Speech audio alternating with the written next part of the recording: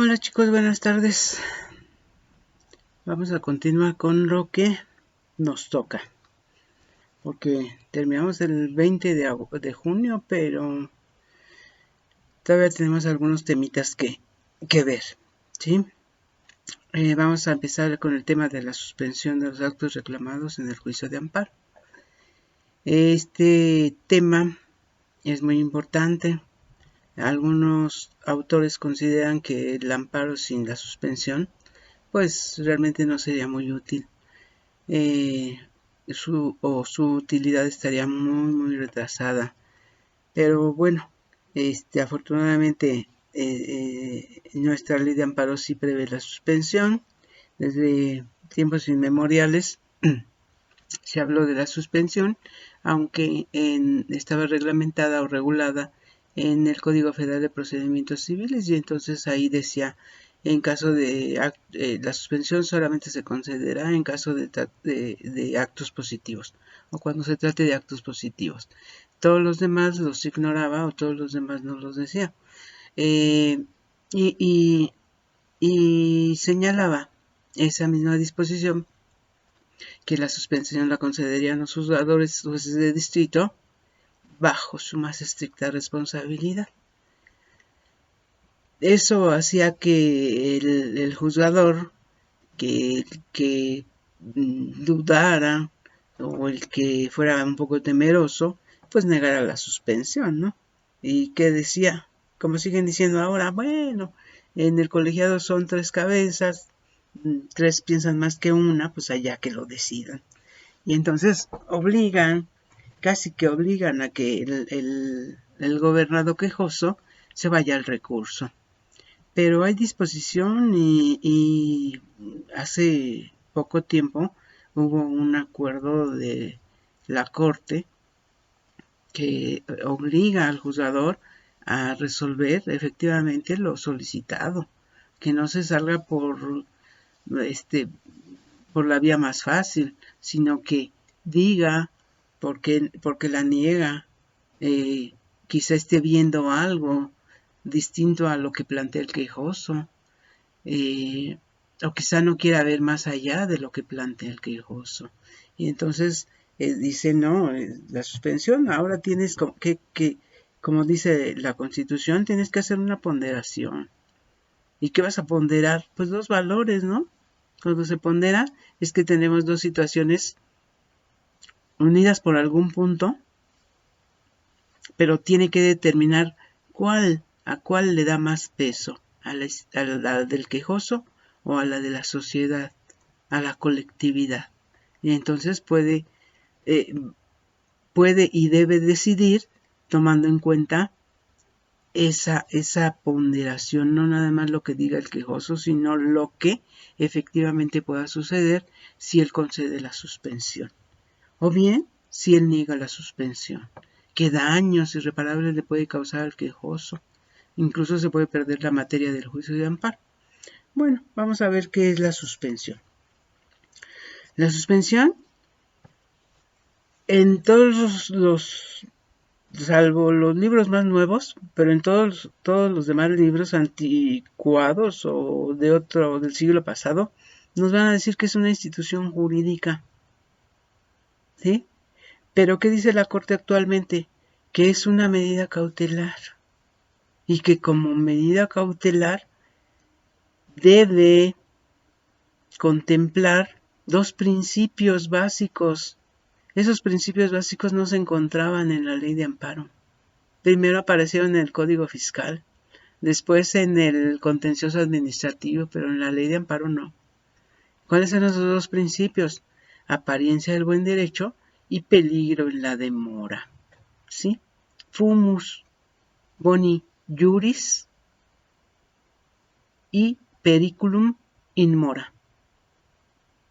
¿Sí?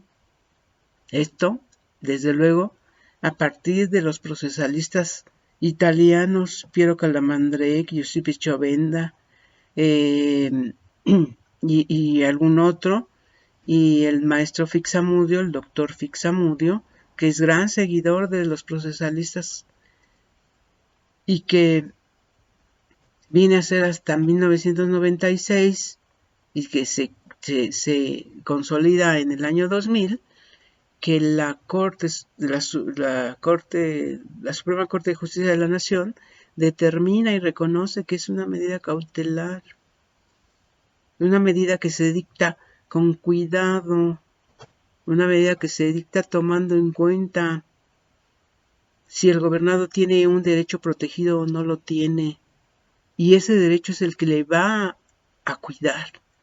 Esa finalidad tiene la suspensión. Bueno, ¿qué es la suspensión? Una medida cautelar que se otorga en algunos casos de oficio y en otros casos a petición de parte, y esto en atención a la gravedad de los actos que se reclaman, para detener temporalmente la acción de una autoridad. ¿Cuál autoridad? La que yo señalo como responsable en el juicio de amparo. ¿Sí? Eso es eso es la suspensión. La orden temporal de detener esa actividad que está desarrollando la autoridad responsable.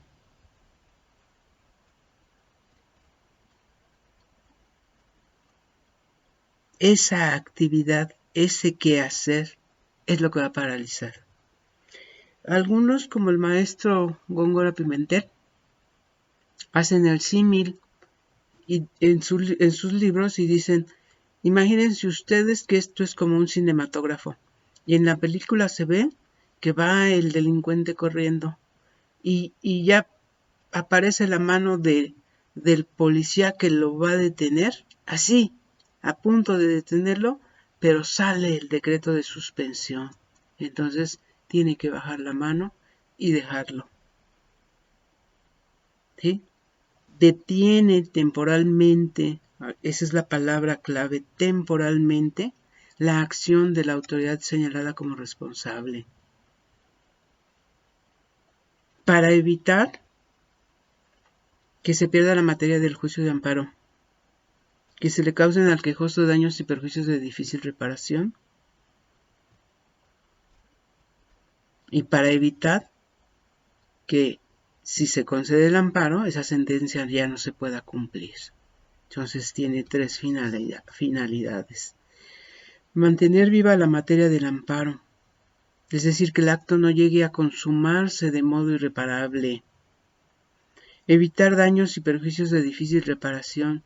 Pues sí, que el quejoso no quede en ese estado de incertidumbre, de indefinición. ¿Cuándo la autoridad va a cumplir? ¿Cuándo va a hacer lo que tenía que hacer? Si actuó de forma arbitraria, no es posible que yo esté todavía batallando con esto, ¿verdad? ¿Qué es lo difícil de difícil reparación? Les voy a poner un ejemplo, frente al SAT, que te dice, oiga, me conceden el amparo porque yo hice un pago de más y la consecuencia es que me devuelvan ese pago que hice de más. Ah, sí, véngase mañana y traiga 10 copias de esto, 10 del otro y 10 de aquello. Al día siguiente ustedes van, llegan, después de estar esperando una fila con la sana distancia, llegan y les dice la señorita, bueno, sí, pero le faltó tal cosa y le faltó tal otra, y después de aquí se tenía que presentar en la ventanilla 400 y esta es la 21. Se van, regresan cuando ya tienen esos documentos que les faltaron, los mandan a la ventanilla 400 y en la 400 le piden otros documentos y le piden otras cosas. Difícil reparación, ¿no? Le está costando mucho al gobernado que la autoridad cumpla con esa sentencia de amparo, ¿sí?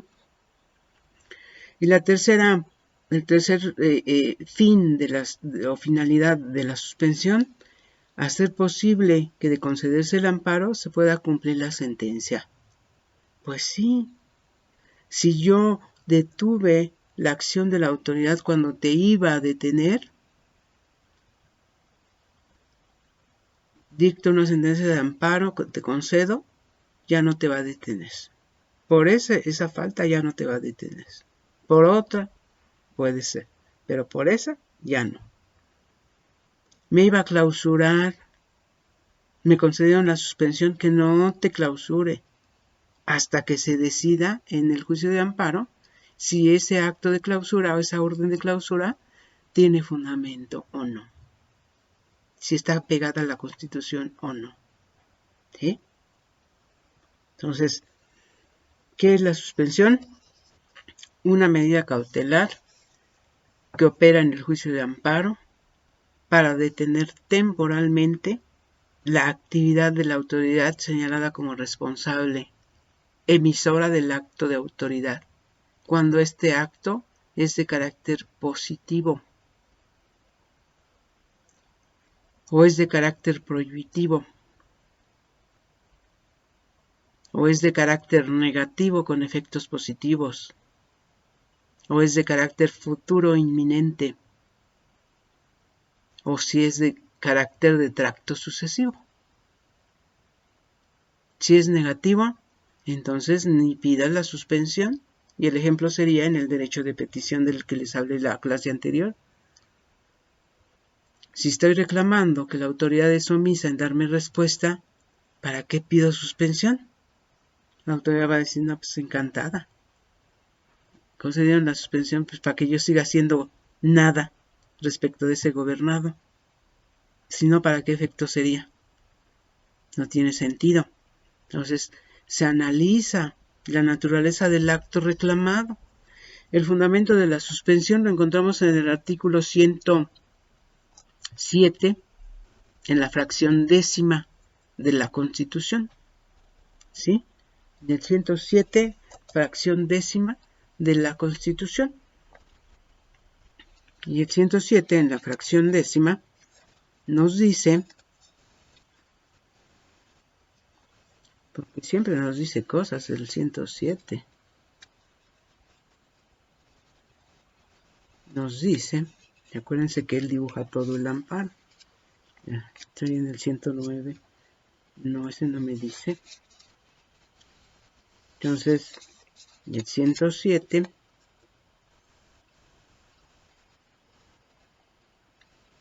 voy en la 5, aquí está la 6, la 8, la 9 y la 10. Dice, los actos reclamados podrán ser objeto de suspensión en los casos y mediante las condiciones que determine la ley reglamentaria. ¿Cuál es la ley reglamentaria? La ley de amparo, ¿sí? Dice, para lo cual, el órgano jurisdiccional de amparo, cuando la naturaleza del acto lo permita, deberá realizar un análisis ponderado de la apariencia del buen derecho y del interés social, ¿sí? Dos elementos que nosotros no teníamos en la ley de amparo, que no teníamos en la Constitución para el amparo, pero que con motivo de dos tesis jurisprudenciales, la número 15 y me parece que la número 16, pero la 15 sí es cierta, emite la Suprema Corte y dice, la suspensión es una medida cautelar, como medida cautelar goza de dos principios, apariencia del buen derecho y peligro en la demora. ¿En qué consiste este y en qué consiste este otro? Dice, y además deberá observarse los requisitos que señala la propia ley de amparo, ¿sí? Los requisitos que señala la propia ley de amparo son, en la suspensión a petición de parte, que la solicite el quejoso, que no se siga perjuicio al interés social, ni se contravengan disposiciones de orden público, ¿sí? Eso es lo que tiene que ponderar el juzgador. Que la solicite el quejoso no tiene problema. que no se cause daño al interés social ni se contravenga el orden público, ahí entramos en problema. Pero además deberá hacer una ponderación entre el derecho individual de ese gobernado y el derecho colectivo respecto de ese acto que tiene la sociedad. ¿Sí? Y entonces no está tan fácil. El juzgador deberá tener una visión muy amplia para poder determinar en qué casos procede la suspensión y en qué casos no. ¿Sí? Ya dijimos lo que es la suspensión, ya dijimos que debe cumplir con 3 finalidades: mantener viva la materia del juicio de amparo, evitar daños y perjuicios de difícil reparación al quejoso gobernado y hacer posible que, de concederse el amparo, se pueda cumplir con esa sentencia. ¿Sí? En el libro de amparo, en la página 203, ustedes van a ver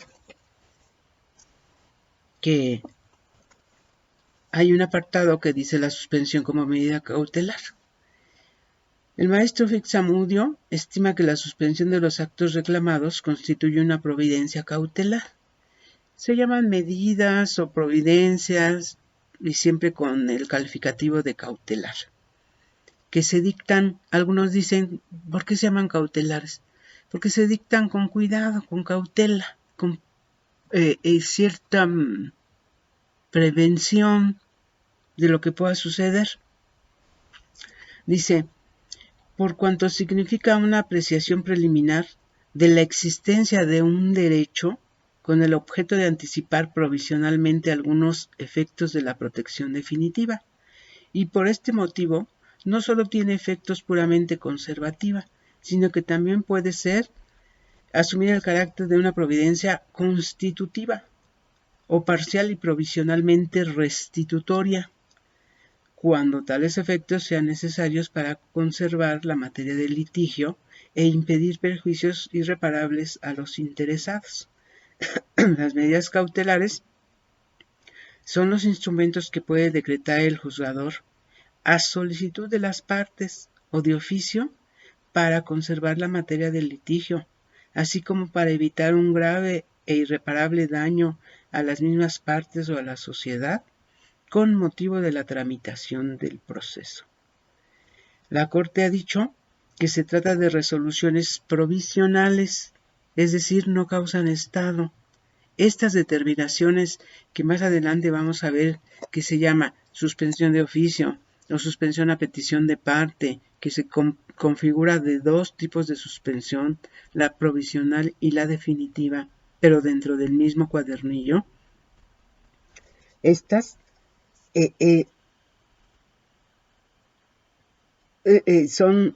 van a ser siempre resoluciones provisionales, es decir, que no causan estado. No se declaran ejecutoriadas, no constituyen cosa juzgada ni firmeza, nada de eso. ¿Eso qué quiere decir? Que son laxas, que se pueden modificar, que se pueden revocar, que se pueden dejar sin efectos. Que el juzgador puede decir, yo emití esta resolución en ese sentido, pero ahora me traen unas pruebas para que modifique esa suspensión, unas pruebas que se llaman supervenientes, porque no las tenía el gobernado en el momento que interpuso la demanda de amparo. Se llaman supervenientes. Después de presentado, vienen esas pruebas, ¿sí? Y entonces puede modificar esa determinación. Dice, se trata de resoluciones provisionales, generalmente, yo diría siempre, accesorias y sumarias. ¿Accesorias a qué? A una causa principal.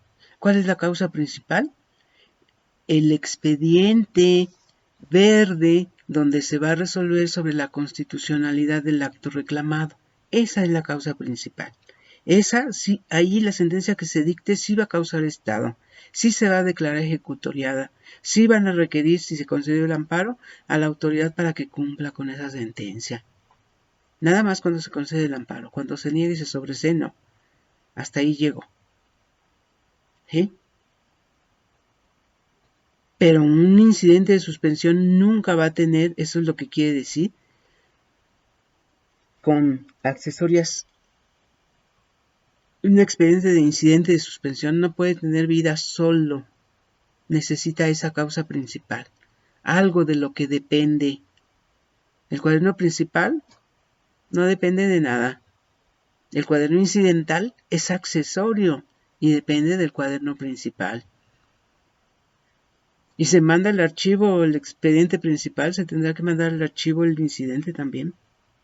¿Sí? Eso es lo accesorio. Sumario. ¿Por qué es sumario? Porque es rápido. Rápido, rápido, rápido. Vamos a ver en los plazos que se dan para el informe previo, que se llama aquí en el incidente de suspensión, que en lugar de informe justificado, aquí se va a llamar informe previo. Y para la audiencia incidental, no constitucional, para la audiencia incidental, se van a fijar plazos más reducidos, ¿sí? Por eso es sumario. Los incidentes tienen esa característica, todos los incidentes, cualquiera, como se llamen, de acumulación, de falsedad de documentos, de todas, reposición de autos, nulidad de notificaciones, 3 días para esto y 3 días para lo otro. Todo es más rápido, ¿sí? Eso es lo sumario. Dice, se trata de resoluciones provisionales, generalmente accesorias y sumarias, que previendo el peligro en la tardanza, el desarrollo de un juicio de amparo es tardado. De acuerdo con la jurisprudencia de la Corte, dice que un juicio de amparo no debe durar más de 6 meses, que por eso tenemos demasiados órganos jurisdiccionales para que sea rápido. Pues no es cierto. Cuando están saturados los juzgados, cuando están llenos de trabajo, evidentemente en 6 meses no puede resolver un juicio. Y a veces no nada más depende del juzgador, también depende del gobernado. Si ofreció pruebas, que ya vimos, la pericial, las otras que no sean las documentales, la pericial, la inspección, pues no tiene mayor problema. La testimonial. Y no logra el juzgador notificar al perito, o no logra tener una constancia de emplazamiento a un tercero, o la constancia de emplazamiento a una autoridad responsable foránea, entonces se va difiriendo la audiencia. Y a veces no son motivos del juzgador por exceso de trabajo, son motivos que aparecen en el juicio de amparo y que no me permiten que celebre esa audiencia constitucional. Entonces dice, se trata de resoluciones provisionales, generalmente accesorias y sumarias, que previendo el peligro en la tardanza, lo que se tarde en tramitar el juicio de amparo, suplirán provisionalmente la falta de una resolución, asegurando la eficacia de esa resolución, de modo que se garantice la existencia de un derecho cuyo titular estima que puede verse afectado. Por tanto, con estas medidas se contrarresta el daño ocasionado por el tiempo que necesariamente debe transcurrir desde que se inicia el juicio de amparo hasta que concluye con la sentencia. Al inicio del capítulo de la suspensión puse una frase.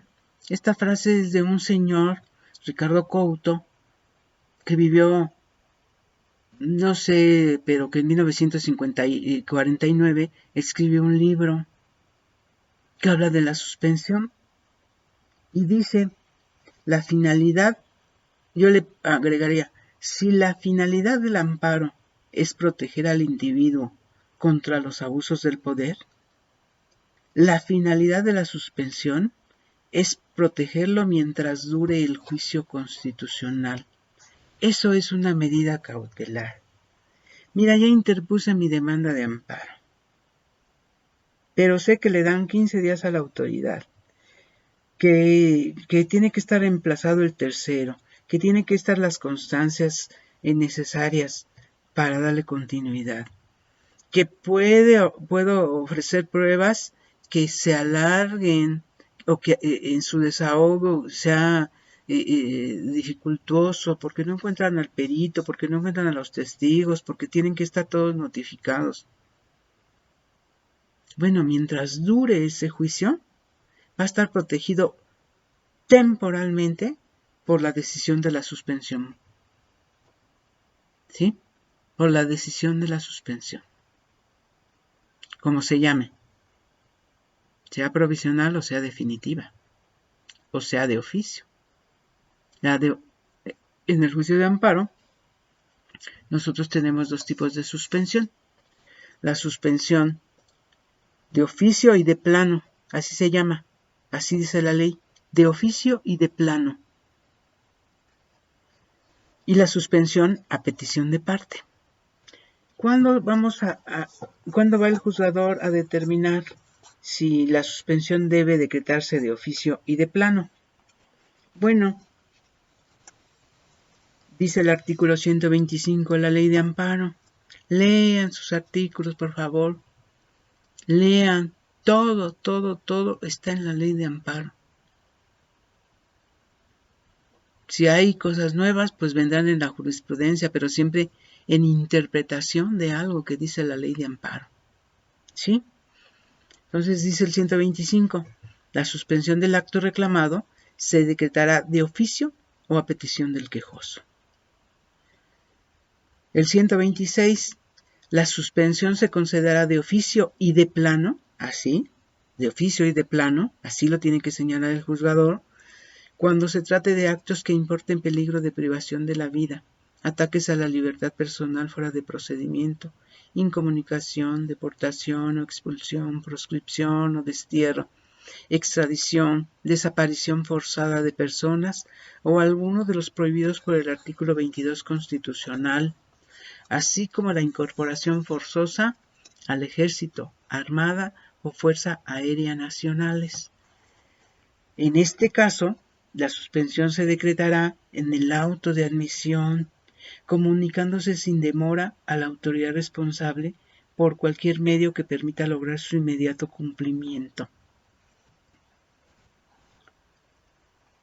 En el último párrafo, este mismo artículo señala que la suspensión también se concederá de oficio y de plano cuando se trate de actos que tengan o puedan tener por efecto privar total o parcialmente, en forma temporal o definitiva, de la propiedad, la posesión o disfrute de sus derechos agrarios a los núcleos de población ejidal o comunal.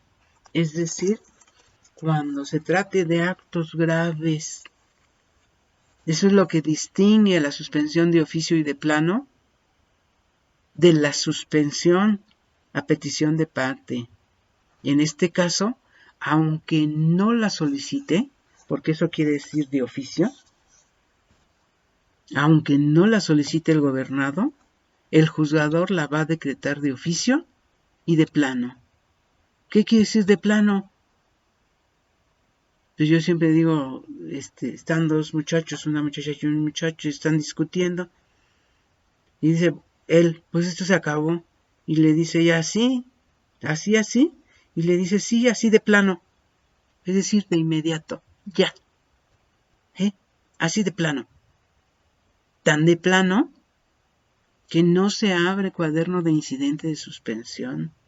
Que el acuerdo de suspensión de oficio y de plano se hace en el auto del cuaderno principal, en el auto admisorio del cuaderno principal, ¿sí? Ahí se decreta la suspensión de oficio y de plano, porque no tenemos tiempo, todo es rapidito. Fíjate a lo que obedece: actos de que importen privación de la vida, ataques a la libertad, incomunicación, destierro, proscripción y bla bla. Los prohibidos por el 22 constitucional. Es ya, urge, ¿sí? La disposición de tierras ejidales en forma definitiva o temporal, parcial o completa, Bueno, urge. Y por eso se decreta ese tipo de suspensión de oficio y de plano. ¿Sí?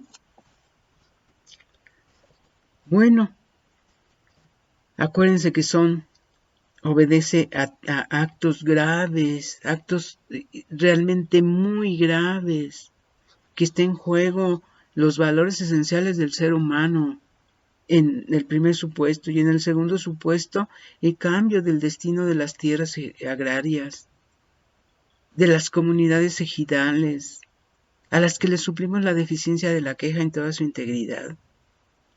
Y entonces eso urge. ¿Sí? Entonces, como dice ese mismo artículo, en este caso la suspensión se decretará en el auto de admisión de la demanda, comunicándose sin demora a la autoridad responsable por cualquier medio que permita lograr su inmediato cumplimiento.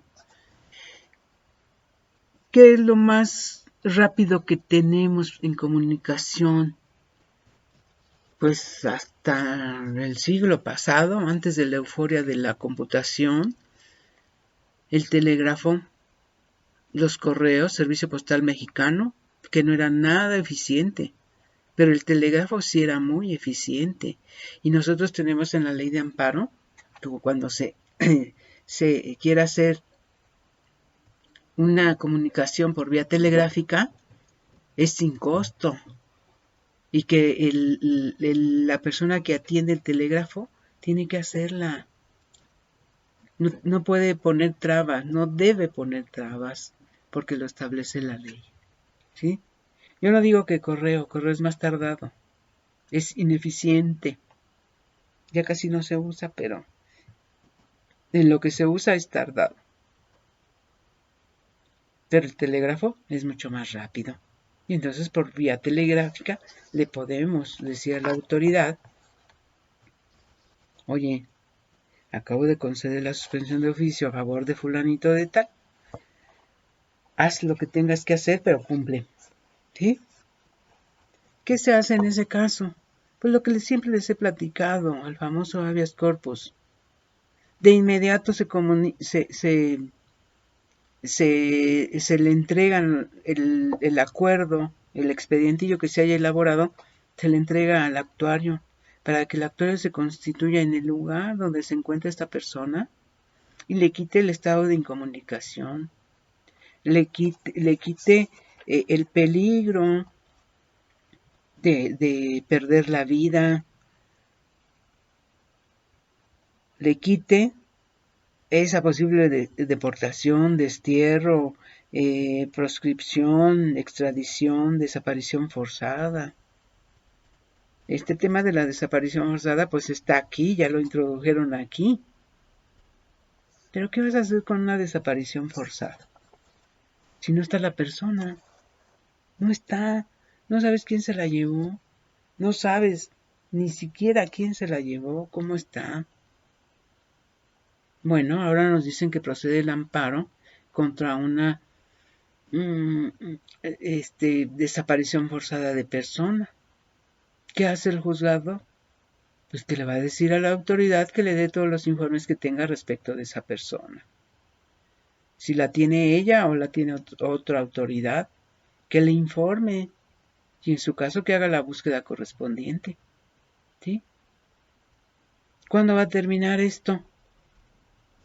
Se supone que hasta que aparezca la persona. Todo esto tiene que ver con el caso del señor Radilla Pacheco. Él fue víctima de una desaparición forzada y su expediente está vivo mientras no se encuentre su esqueleto, su cadáver, algo que lo identifique. Él está vivo, sufriendo desaparición forzada. Y aquí, evidentemente, esa desaparición forzada se la estamos atribuyendo a que una autoridad se lo llevó. En el caso de él, unos soldados que se subieron al camión en el que él viajaba y que le preguntan, ¿es usted fulano de tal? Sí, sí, soy fulano de tal. ¿Y a qué se dedica? Pues hago corridos. A ver, cántenos uno. Pues bueno, no vengo preparado, pero como que, ¿qué dicen sus corridos? Ah, pues que la tierra para quien la trabaja, que viva la libertad, que la vida no es vida sin libertad. Ah, peligro, peligro para el Estado. Vámonos. Y lo desaparecen, ¿verdad? Iba con su hijo.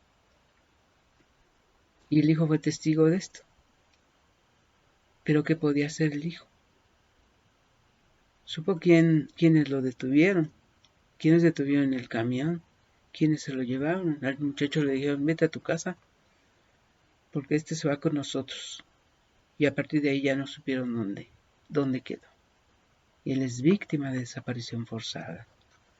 Ya está aquí y es definitivamente como consecuencia de esa resolución de la Corte Interamericana que condena al Estado mexicano a que haga la investigación, a que trate de que desaparezca esa desaparición forzada de personas.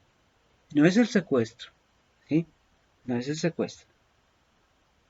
Es que el Estado, uno de sus elementos del Estado, un policía, un militar, de la marina, se lleven a esa persona.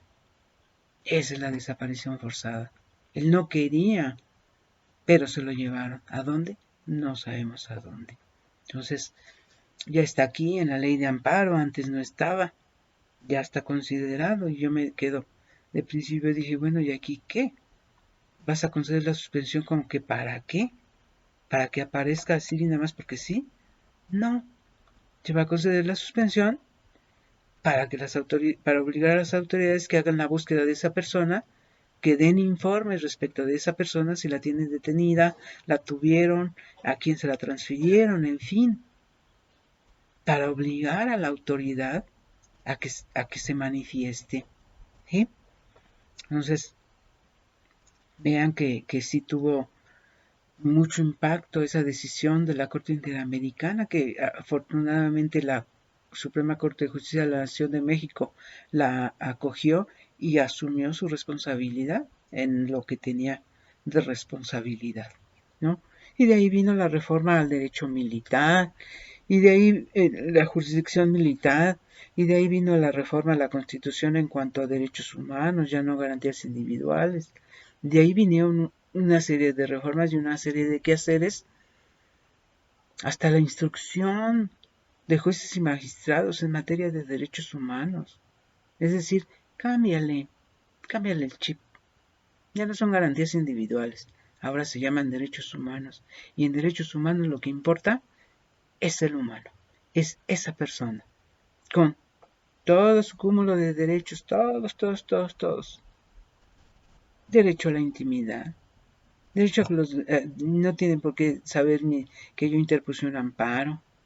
Puedo pedir que en aplicación de la ley de transparencia omitan mi nombre, que no se enteren, los demás no tienen por qué enterarse. Y de ahí, de esta sentencia de la Corte Interamericana, vinieron muchos cambios, tantos que también hubo un cambio en la jurisprudencia de la Suprema Corte. Cambiamos de época, estábamos en la novena y con esa decisión, cuando se acoge y se trata de complementar, pasamos a la 10ª época, que es en la que estamos. Época de derechos humanos, época de mayor beneficio, buscar los mayores beneficios, época en la que se considera la pobreza y el alejamiento de los medios estos, internet y demás de comunicación. Estamos en una nueva época, una nueva era, donde yo creo que todos abogaríamos porque efectivamente los derechos humanos se protegieran en toda su extensión. ¿Por quién? Por todas y cuantas autoridades existan en el país, todas. Que ni una se quedara fuera, todas. ¿Y qué derechos humanos? Todos, todo lo que haga mejor la vida del gobernado. Todo, absolutamente todo lo que haga mejor la vida del gobernado. Esos son los derechos humanos. Ojalá lleguemos a ver eso Ojalá ustedes lo vivan en toda su extensión y ojalá siempre, siempre, siempre obedezcan, perfilen todo su quehacer a los derechos humanos. ¿Qué hay más importante que el ser humano? ¿Qué hay? Una vida sin libertad no es vida. Morir por la libertad. Que se respeten esos derechos humanos, que se respete la vida, que se respete la propiedad, que se respete la posesión, que se respete la libertad de creencia, que no haya censura a las ideas. Donde debería haber censura, no hay censura. Y si no, Alan nos puede decir, y también algunos de ustedes, una serie de canciones horribles que salieron. Horribles, apología del delito. ¿Eso no es delito? Pues es delito. Hacer apología de un delito. Discriminación. Sí, las mujeres no sirven para nada más que para...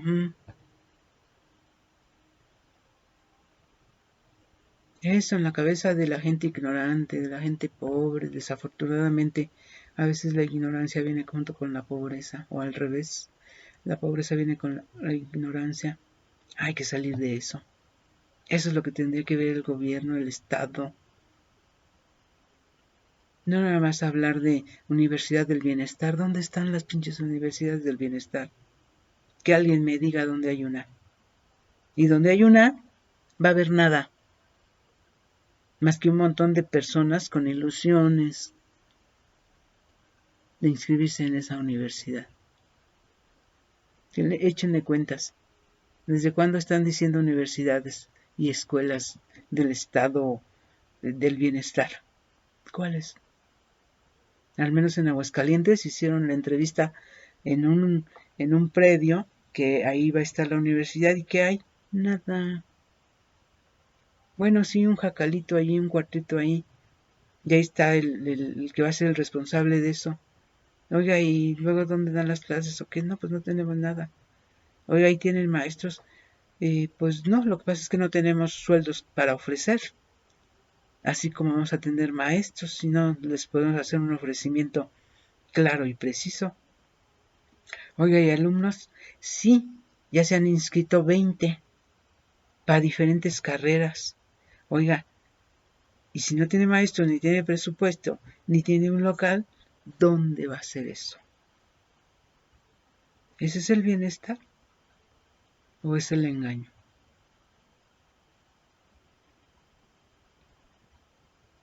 Triste el panorama, ¿no? Bastante triste. Y ahí vienen las universidades del bienestar. Ya está autorizado. ¿Quién sabe en cuántos estados? Incluyendo Aguascalientes, las universidades del bienestar. Bueno. Entonces, ya quedamos que la suspensión, ¿para qué sirve? Tipos de suspensión. 2. De oficio y de plano. Atendiendo a la gravedad o la naturaleza grave de los actos señalados como reclamados, que son violaciones de aplicación de un acto de los prohibidos por el 22 constitucional, o bien despojo de tierras agrarias temporal o parcial, definitiva o no definitiva, ¿sí? De la propiedad, de la posesión o disfrute de los derechos agrarios de oficio. Y el otro tipo de suspensión, suspensión a petición de parte. Esa suspensión a petición de parte, según el momento procesal, en su primer momento, diría yo, cuando llega la demanda, se va a decretar la suspensión provisional. ¿Sí? Se va a pedir informe previo a las autoridades, se va a señalar fecha para la audiencia incidental. Pasados esos 5 días, porque son 5, se va a celebrar la audiencia incidental. inevitablemente se va a celebrar la audiencia incidental. Y ahí se va a concluir con una resolución también con resultandos, con considerandos y con puntos resolutivos, porque es una resolución, tiene cara de sentencia, ¿sí? Pero es una resolución donde se va a resolver también sobre esa suspensión que se pidió en la demanda de amparo. Pero el decreto que se haga en esa resolución incidental se va a denominar suspensión definitiva. No porque sea definitiva, ni porque no pueda variar, ni porque va a quedar intocada. No, le pusieron ese nombre, provisional. Esta provisional dura, cubre, protege hasta que llega la definitiva. Y la suspensión definitiva cubre o protege hasta que se dicta sentencia ejecutoria. Es decir, su efecto se va a ver hasta allá, donde está o donde se haya emitido, si se fue a recurso de revisión ante el tribunal colegiado, pues hasta allá va a proteger, va a cubrir todo ese periodo de tiempo, ¿sí? Todo completito. Yo siempre les digo en la clase, pues es la suspensión cuando se concede, es como las pilas Duracell, que en su anuncio dicen, pilas Duracell, dura hasta que se acaba, ¿sí? Entonces esta suspensión provisional me cubre, digamos, 8 días, llega la fecha de la audiencia incidental, cuando se dicte la resolución interlocutoria, así se le conoce también, o resolución incidental, cuando se dicte esta resolución interlocutoria, esta va a durar todo, hasta que se dicte sentencia ejecutoria. Está cuidando la materia del amparo, está cuidando que los actos de autoridad no se hagan actos consumados de modo irreparable, que no se le cause, si ya fue el pobre gobernado al amparo, pues que no se le causen daños y perjuicios muy difícilmente recuperables. ¿Sí? Imagínense ustedes una clausura de un restaurante. Y fue cuando la clausura ya se había cumplimentado, ya le habían puesto las fajillas ahí de clausurado, o el letrerote ese grandote que dice clausurado. Ese negocio va a sobrevivir. Es como ahorita lo que está sucediendo ahorita en estos tiempos, ¿no? Ahorita en estos tiempos de no salgan, todos guardaditos, no salgan, nadie compra en la calle, nadie compra, nadie esto. Habrá negocios que no sobrevivan. Pero esto tiene una finalidad. Proteger a los gobernados o la mayor cantidad de gobernados de no contraer una enfermedad contagiosa. ¿Sí? Bueno, en la próxima vamos a hablar más de este tema, porque viene la clasificación de los actos reclamados, esa que viene en el libro también. Denle, por favor, una leída, léanlo, anoten, hagan preguntas. Cuando estemos en la clase en vivo, vamos a portarnos más serios y vamos a hacer preguntas, todas las que quieran. Anótenlas. A un lado de su libro pónganle ahí con rojo, con lápiz, con lo que quieran. Al fin y al cabo es su libro. ¿Sí? Bueno, muchas gracias. Nos vemos la próxima. Cuídense.